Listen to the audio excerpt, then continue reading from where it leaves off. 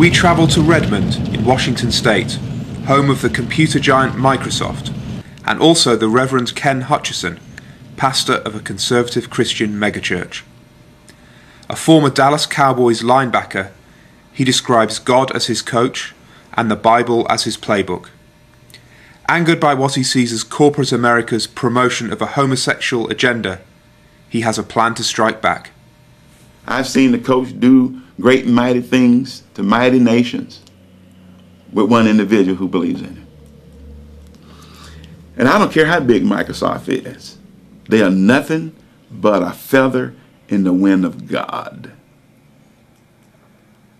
America, Toby, basically got started with a tea party.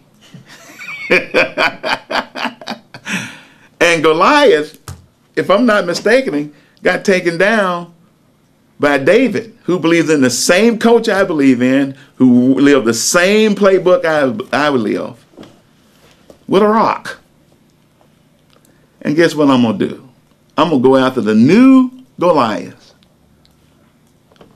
with one little rock called a share. And I'm going to make them tremble before we get through. You can either work with me, or I'm putting the largest contingency of conservatives, of evangelicals, Catholics, Jews, Orthodox Jews, and Muslims to come against this company and put a firestorm on you like you have never seen in your life. Because I am one of your worst nightmares. Now, what if I can get all those people to work with me on one plan of getting all these marvelous people to buy into the company with shares? You know, you put stockholders vote every year.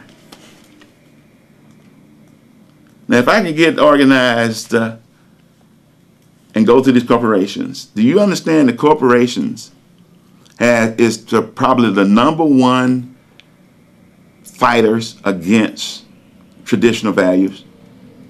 They're putting more money against traditional marriage, against Judeo-Christian values, against Christ's influence in our society than any other entities. And they have been virtually untouched. They have been under the radar. I'm going to put them on the radar screen.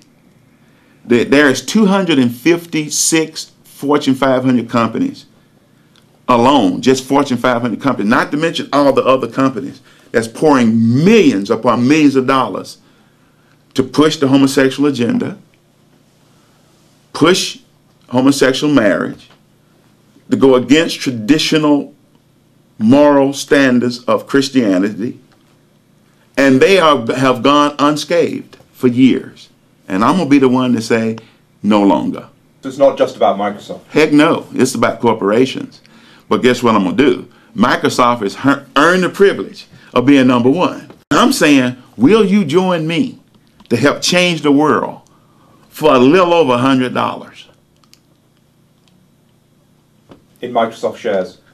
And the rest of the corporation. Because when we get through Microsoft, we're going after other corporations. You know, it's amazing to me, bro. Today, if I disagree with you, it isn't a disagreement. It's that I hate you. And why should I allow others to establish their definitions on me? If I let them dictate what a homophobe is, now, believe me, I'm not a homophobe. And I've said it over and over again. Do I look like I'm afraid of homosexuals? I don't think so. I don't have a phobia towards them. It's just sin. Next time it comes around, we're going to put a resolution on the stock. By next November, I want to have millions or maybe billions of shareholders voting to change the policy of this corporation. You're the first one I've told this to. As a Christian guy who believes in the coach, I want to give him a way out. And either we can do it civilly, or we can do it with some hostility. I'd rather do it civilly. I'm a nice guy.